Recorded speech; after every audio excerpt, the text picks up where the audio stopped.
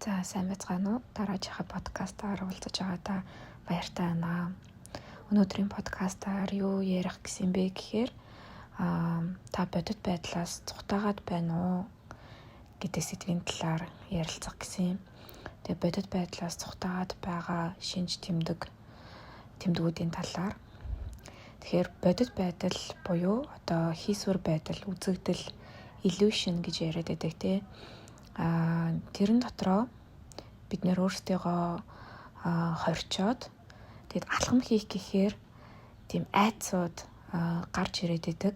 Тэр айцуудыг яг даван туулж бодит байдал дээр буулгаж ирэхгүйгээр зүгээр л одоо хэрвээ ийм байсан бол тийм байсан бол тэгвэл яах вэ, ингэвэл яах вэ гэдэг маш их одоо бодол донд бид нэр ингээд боогдоод уягдаад яваад байдаг нь өөрөө буцаагаад биднийг бодит байдлаас цухтаж байгаагаа анзаарахгүй явах шинж тэмдэг болдог бахнэ. За тэгэхээр энэ сэдвийг задлаад аваад үзэх юм бол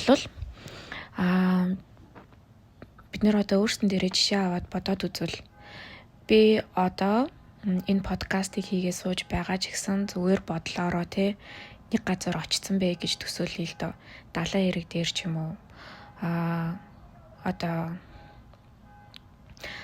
онгоцон дотор явж бай гэж төсөөлөх төдийд бидний бодол шууд тийшээ явчихж байгаа. Шууд л далайн эрэг дээр очсон юм шиг болчихж байгаа. Аль эсвэл одоо онгоцонд суудсан юм шиг болж байгаа. Яг тэрнтэй адилхан бид нэр нийгмээс бодит байдал биш ийм төсөөллийн сигналуудыг, энэ төсөөллийн үзэгдэл, хийсвэр бодлуудыг маш ихээр авч идэг. Тэгэхээр энэ нь буцаагаад яад юм бэ гэхээр бидний бодол маш хурдан гэрлийн хурдаар тийшээ гүгээд очиждаг болвол бидний бие араасаа бодлоо гүйцэтгэв гэсэн үг. Бидний бие бодлын сигнал болгоныг үйлдэх хэрэгтэй, үйлдэх тийм энерги одоо зарцуулах чинь энэ зүйлийг би үнэхээр хийх чинь гэж ер нь бол бодит байдал хийсвэр хоёрыг ялгадаггүй гэж үздэг шүү дээ.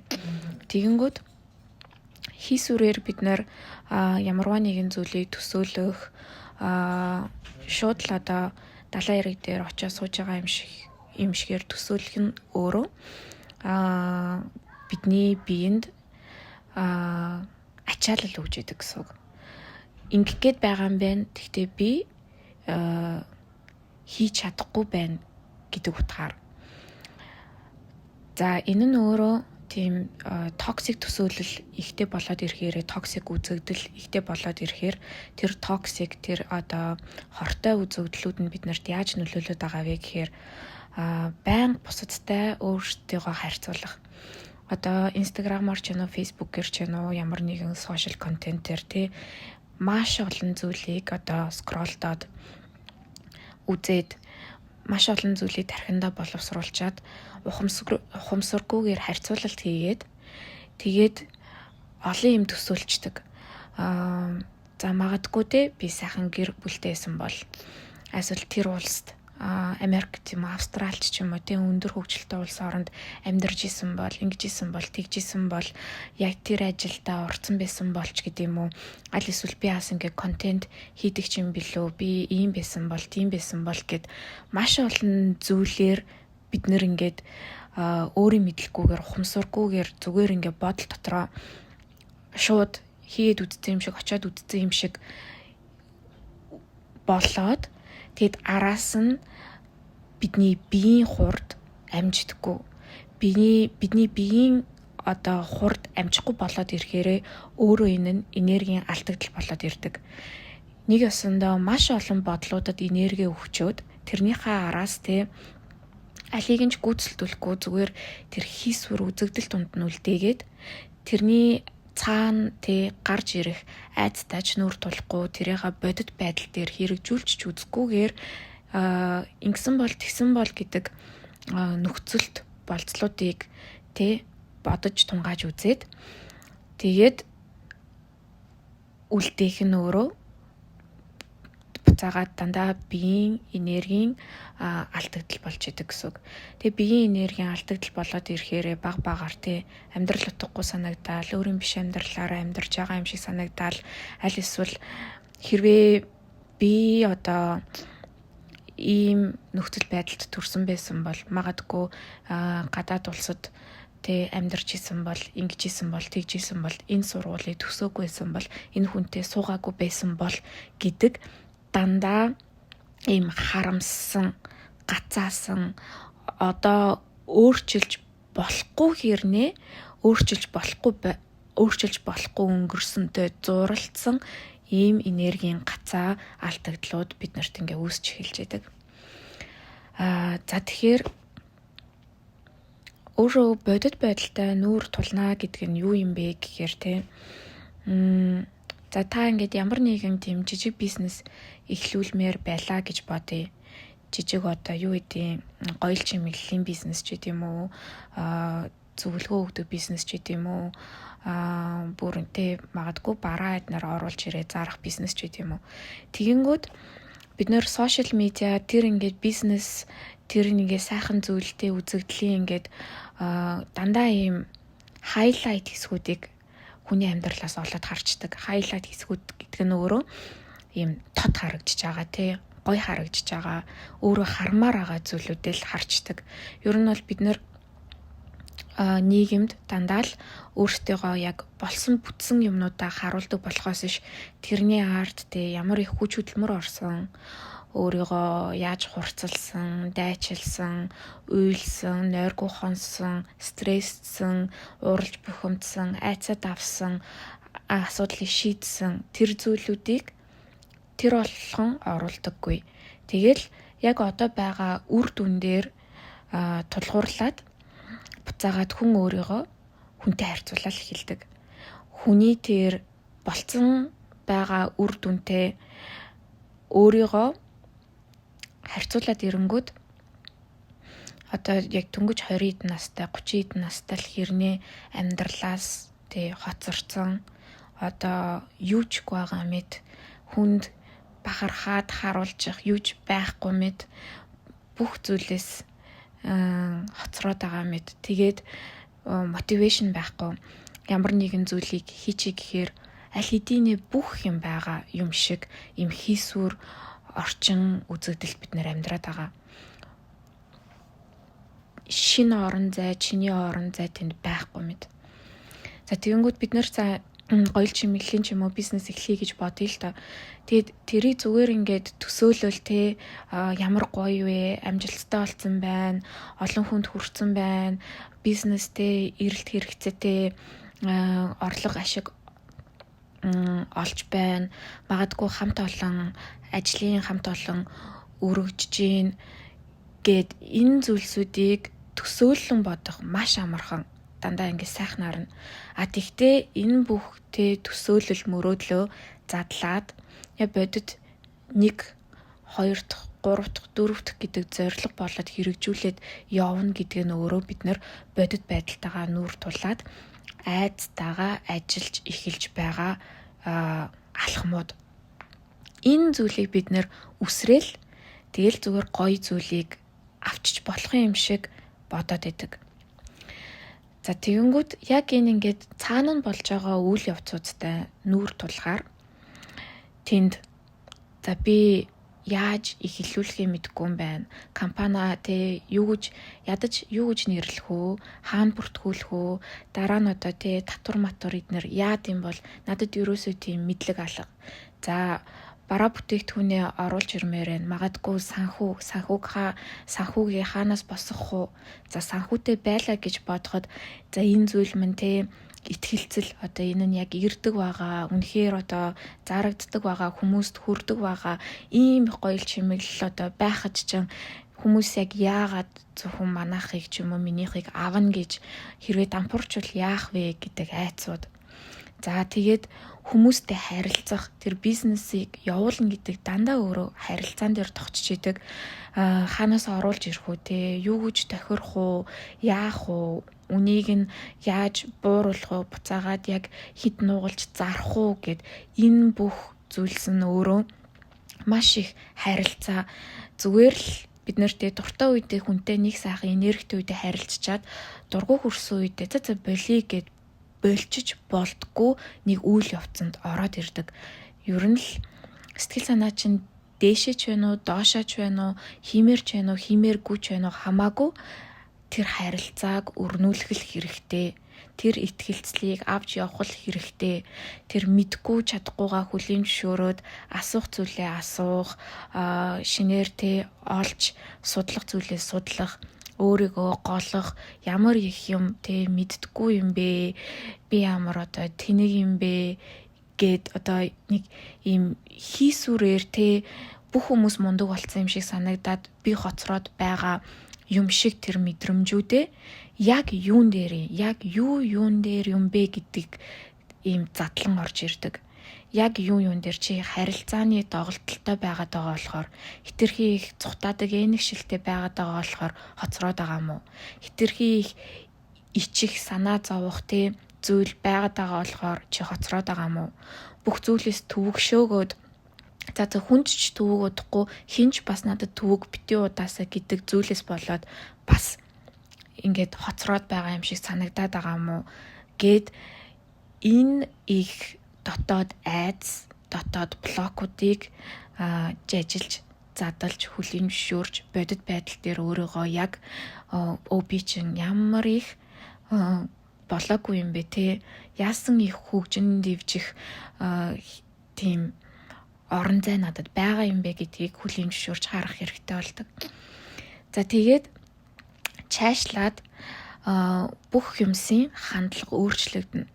За та тэр ингээд айцуудаа таван туулаад ихний юмнуудаа босгоод за маркетинг яаж хийхээ мэдэхгүй байлаа гэж бодоход хайж олоод судлаад хийлэгдэх хүмүүсээр нь хийлгээд ингээд эсвэл өөрөө ингээд авч явж байгаа тохиолдолд хей хүмүүсээ би ийм юм хийж байгаа шүү, хийгээд эхэлсэн шүү гэд ингээд ийм анхаарал татах шаардлагатай, анхаарал авах шаардлагатай болоод ирэнгүүт ер нь та тэр анхаарлаас айдаггүй юм уу?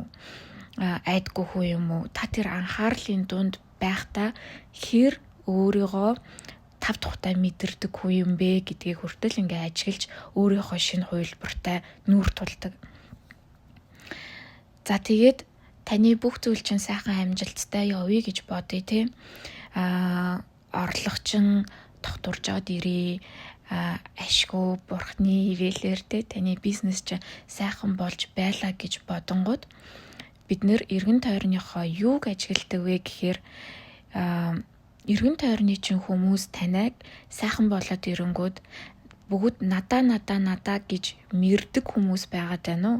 Аль эсвэл таны амжилтанд чинь үнэхээр баярлаж, урамшуулж дэмждэг хүмүүс байгаад байна уу гэдгийг бид нэр ажиглаж эхэлдэг. Найз нөхдийн харилцаа, дотн харилцаануудаас ч гэсэн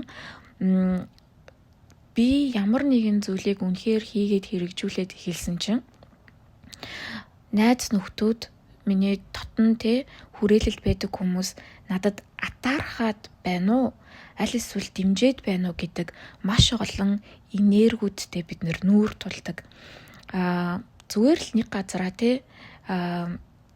ийм аюулгүй бүстэй байгаад байх нь өөрөө ерөөсөө орчин тойрныг таниулдаг үзэгдэл биш. Бид нэр зарим нэг тэр хүний хувьд эвтэйхэн, энэ хүний хувьд өрсөлдөх үед нэг өрсөлдөгч шиг мэдрэмж төрүүлэхгүй.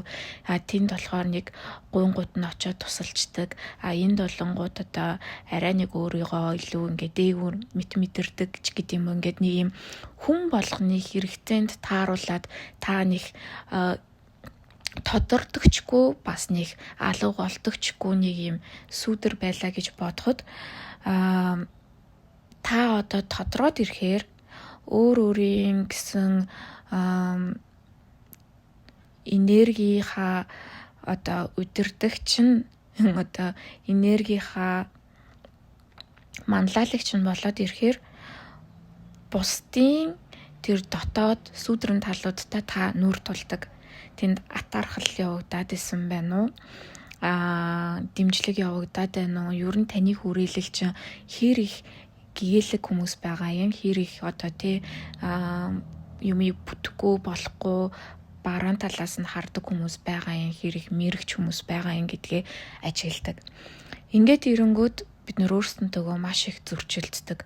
Зарим хүмүүс одоо таныг тий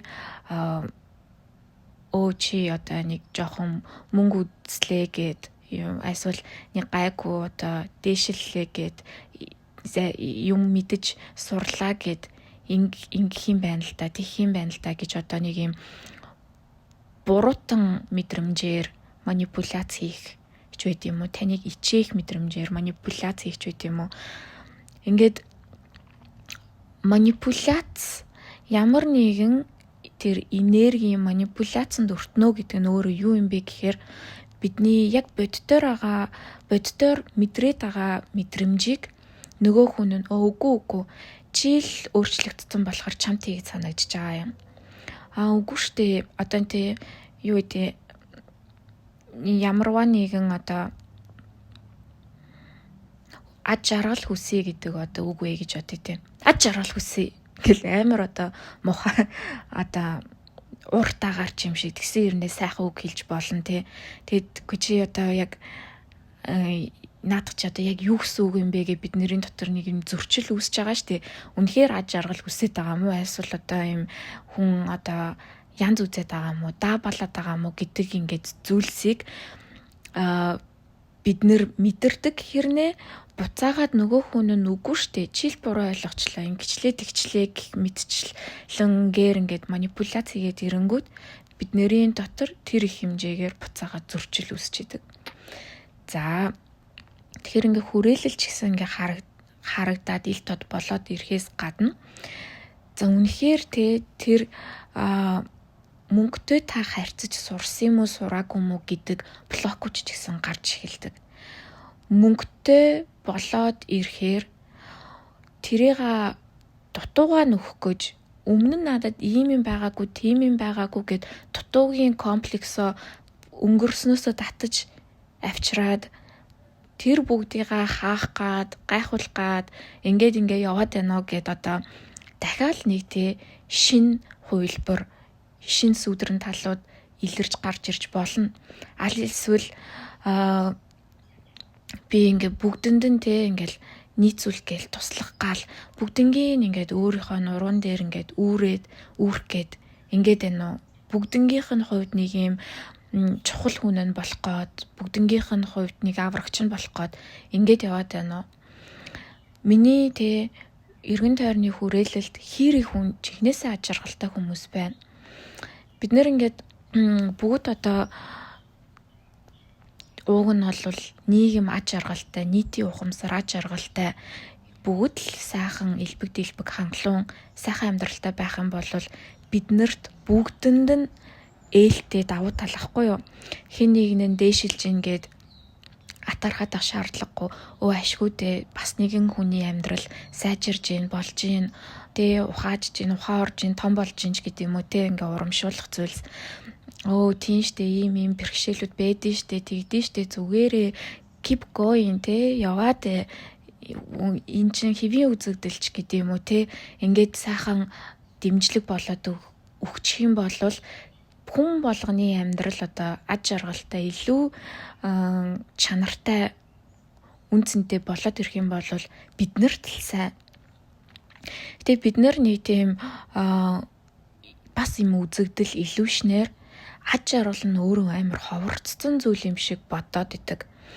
Хин нэгэн аж аргалтай байвал миний аж аргалаас булах гээд байгаа юм шиг хин нэгэн аж аргалтай байгуул тэнд нэг өөр хүн аж аргалгүй болж байгаа юм шиг. Хин нэгэн амжилттай болвол миний боломж хаагдчихж байгаа юм шиг. Хин нэгэн бизнестэй болж ивэл би өнөөдөр бизнес хийх боломжгүй юм шиг дахиад нэг контент гараад ирвэл би нэг хий гэж бодож ирсэн. Одоо энд миний орон зай байхгүй ч гэдэг юм уу Ингээд бид нэр дандаа юм арилжаан аймааны байдлаар ч юм уу эсвэл юм дандаа тийм дутагдал гачигдалт байна гэдэг юм одоо хуучин сэтгэлгээгээр хандаад байх юм бол бид нэр энд яг нэг агаар булаацалж байгаа юм шиг, цэвэр ус булаацалж байгаа юм шиг байдал тасрахгүй үргэлжлэнэ. Байнгын өөрсдийнхөө хүнтэй харьцуулах, түгшүүр, тийм хийсвэр айцуудаас яг хэрэгжүүлж үзээгүй хийсвэр айцуудаас болж маш их стресс авах гэх мэтчлэн. Тэгэхээр ямар нэгэн зүйл дээр гацаа байгаад байна, блок байгаад байна, тий эр зориг дутаад байна, мэдлэг дутаад байна, өөрийгөө тутан үнэлээд байна, мэдгүйгээ хүлийн зөвшөөрж ийн гэж байгаа юмнуудаа харж байгаа бол тэрийг ямар нэгэн үйлдэлд оруулаад үйлдэл хийнгээ тэрийг шийдээд явах нь өөрөө сэтгэл зүйн эрүүл мэнд болон бид нэр ингээд бодгаал болж бидний сүнс ухамсарч гисэн хөгжиж идэг юм үйл явц. Тэгхгүйгээр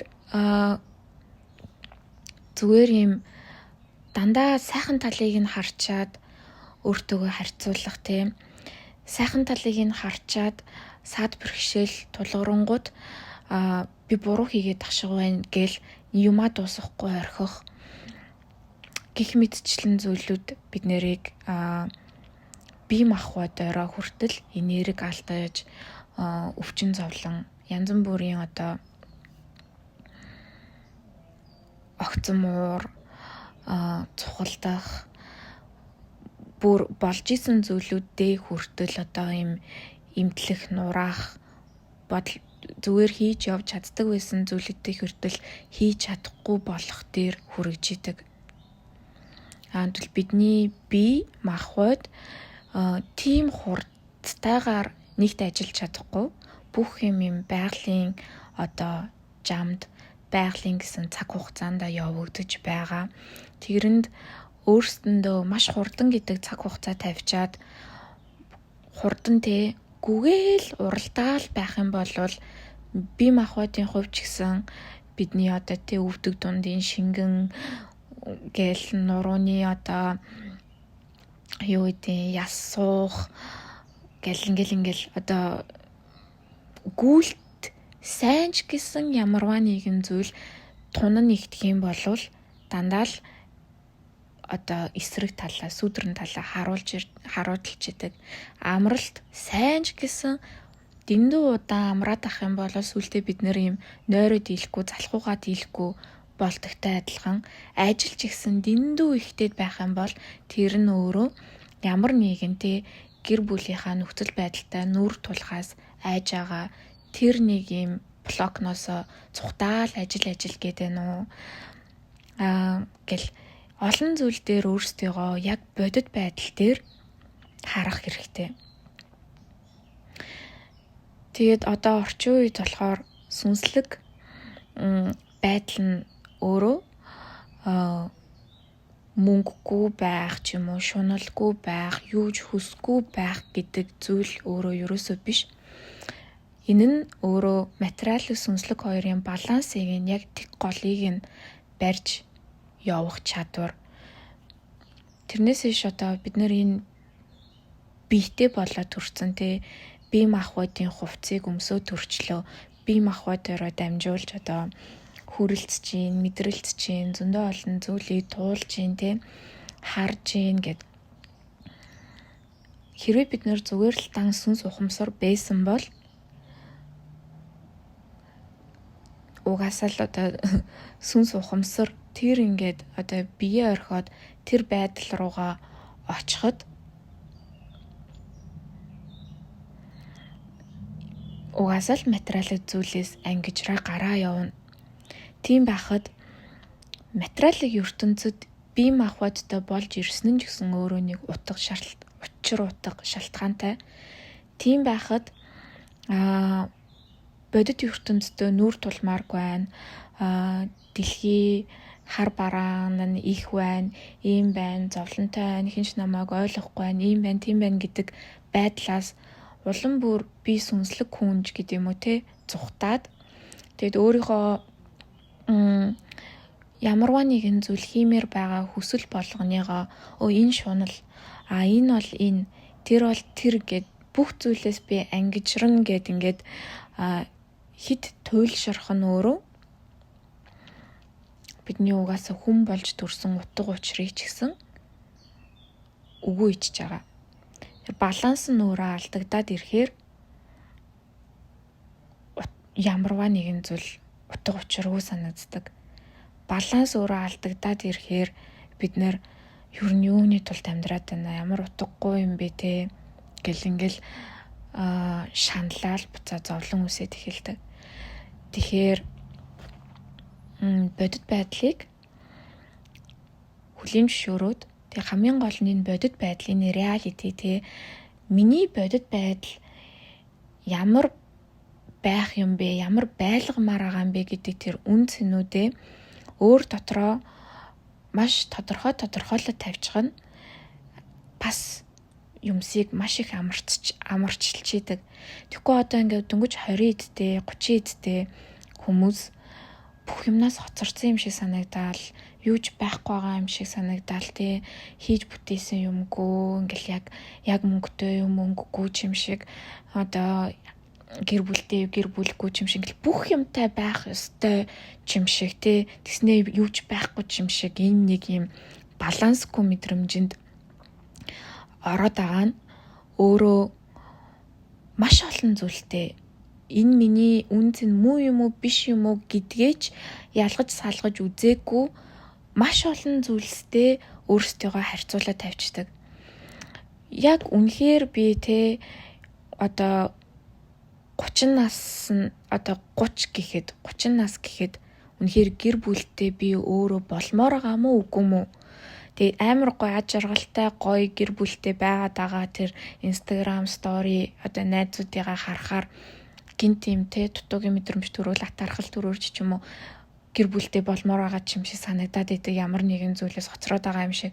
Тэгэнгүүт яг би болмоор байгаа мó үгүй мó би өөртөө те за магадгүй ингээд 35 хүртлээ би гэр бүл зохиохгүй гэдэг нэг юм өөр дотроо зүгээр л амар амгалангаар шийдсэн болвол тэр бүх зүйлд зовоод шаналаад байх шаардлагагүй цагийн цагтаа гэд өрнөлөөр нь зүгээр ингээд урсгаад явуулчих болох байхад яг ийм өөр дотроо нэг юм шилж сонгож авч мэдэрсэн үнц нь байхгүй байгаа болохоор бид нэр ийшээж тийшээж бүх юм л өсчээд байгаа. Яг ямар мэрэгжил надад те яг ямар шүү амьдралын хэв маяг надад тохирох юм бэ гэдгээ мэдхгүй ээжиж тэнд ч ингээл те амар гоё контент хийгээл бьюти контент хийгээч ч юм уу ингээл байнга ингээ хүмүүсийн анхаарлын төвд байгаад байгаа хүмүүс гоё харагдаад байдаг тийм хүмүүстэй өөрсдөө харьцуулаад байдаг. Тэгэхэд тийм их ер нь анхаарал яг өөрлөвчөн орж ирээд эрх чөлөөгийн чинь боогоод хүмүүс те өөрсдөө тусгалаар шүмжлээд гой сайхныг нь магтаад ингээд энэ их энергийн солилцоонд олон хүмүүстэй ороод ирэхээр олон хүмүүсийн та харцанд өртөөд ирэхээр яг би өөрийгөө тав тухтай мэдэрдэг хүн үгүй юу гэдгийг хүртэл ажиглах. Тэгэхээр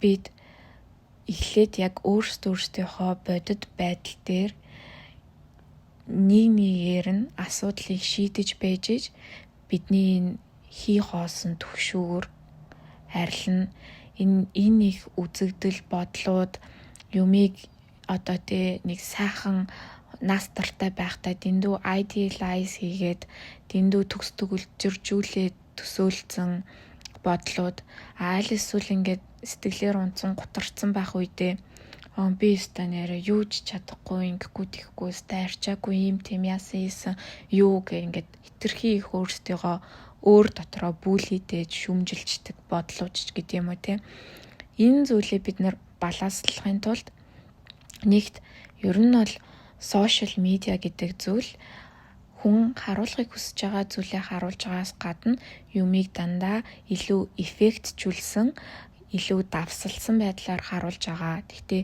хүн болгоны цаана ямар нэгэн үр дүнд хүрэхийн тулд үйл явц нь өөрөө дээшээ доошоо тэр дотор нь өөрийнхөө шинэ хувилбар айдсуудтай нүүр тулж идэх гэдгийг хүлээн зөвшөөрөх. Тэгэд энэ нь ч гэсэн маш энгийн байдаг л үйл явц. Хоёрт ер нь тархин доторх бодлооч цэгцрээгүй байхад ингээл уцаа аваал гүйлгээл ах маш их юм үзээл ах ингээл ах. Тэгээ дараа нь яг уцаа тавиад бодоод үзэнгүүд та хэр ихтэй эерэг мэдрэмж авсан бэ, сөрөг мэдрэмж авсан бэ гэдгийг ялгаж чадчихэв нөө Ер нь тэнд тэр их үдсэн зүйлээс чинь яг аль нь танд үлдсэн, яг юу нь танд амар урам зориг болж үлдсэн юм уу, юу болж үлдсэн, эсвэл тийм токсик мэдрэмж болж үлдсэн юм уу, яасан, яг юу үлдсэн гэдгийг бид нэр анзаарахгүйгээр энэ нэг бодлын дайралтанд эмхэцэхгүй байгаа бодол дээр нэмээд маш их юм үзчихдэг. Тэр үзэж байгаа болгоно өнгөтөөр, үйл явцтай, үр дүнтэй юмнууд ингээд үзээд дахиад ийм дүгнэлт гаргах шаардлагатай болоод идэг хоолнууд өгөөд идэг гэсэн үг. Тэгэхээр ерөнхийдөө бол өөрсдийгөө удаашруулж үйдэж бараг сурах хэрэгтэй болчиход байгаа юм. Шаал дэмийтэй нэг доороо эргэлдэж яах уу гэж ч юм уу түгшиж эсвэл дахин маш их мэдээллийг ингээд залгиж яхаар чанартай зүйлсийг сонсож, чимээгүй байж, байгальд алхаж, аль эсвэл яг ном унших нь өөрөө маш их тийм гоё терапи болж идэг. Ном уншилт нь өөрөө зүгээр л тэр цагаан дээр хараар бичсэн байгаа үсгнүүд. Тэр үсэг бүрийг уншаад өгүүлбэр болгоод ингээ явж байхад бидний бодол төвлөрж гин үү? Аль эсвэл хаа нэгтэй шууд зугаалчаад байна уу гэдгийг бид нэр маш томруунаар харуулж өгч идэг. Бид нэг нүүр уншичаад дали би юу уншчлаа? Сая би юу бодож ивч гэдэг юм уу юу бодож байгаад юу уншснаа ч анзаараагүй байвал яг юун дээр та тулж ажиллахаа анзаарж болдог гэсэн үг. Тэгхгүйгээр маш их өнгөт контент үзээд ахаар бүх зүйл холилчдаг. Аль нь ч ялгарч гарч ирдэггүй. За тэгээд тад нэг сайхан төвлөрсөн байгаа үедээ үнэхээр тэр номон дотор орж чадчихвэл тэр номны сайхан энерги таны сонгож авч уншиж байгаа ном таныг өөрөө гоё балансчлуулна. Мөн маш тийм эрүүл байдлаар бидний тархийг амрааж төсөөлөн бодох чадварыг сайжруулж идэг.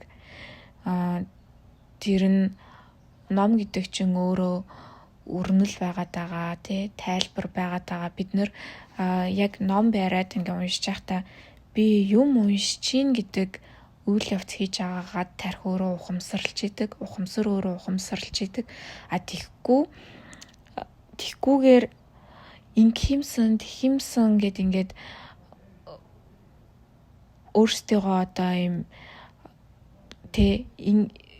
тийшээ явах юмсан, тийм юм авах юмсан гэж бодож байгаа юм болгон бидний бие махбодод нэг юм дохио экстра стресс яг бодит байдал дээр хэрэгжүүлэхгүй ч гэсэн маш олон тийшээ ингээд бодлоо өсчүүлээд байгаа энергийн алдагдал болоод байгаа бол яг ном бариад суугаад тайвшраад унших нь өөрөө